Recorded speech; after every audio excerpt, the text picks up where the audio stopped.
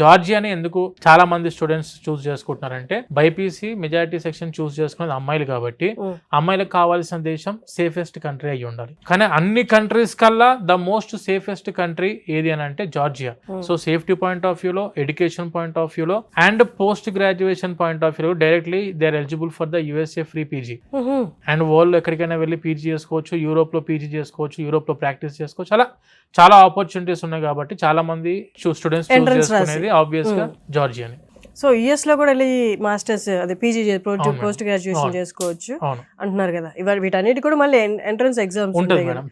మీకు అన్ని కంట్రీస్ నుండి ఎలిజిబుల్ కాదా యుఎస్ వెళ్ళి మాస్టర్స్ ఒకటి madam, USMLE United states medical licence examination. దీనికి ఈసీఎఫ్ఎంజీ సర్టిఫికేషన్ ఉంటుంది, education commission for foreign medical graduates. ఈ ఈసీఎఫ్ఎంజీ సర్టిఫికేట్ కి మన జార్జియా కంట్రీ ఏదైతే ఉందో పాత్వే 3 ని ఫాలో అవుతారు.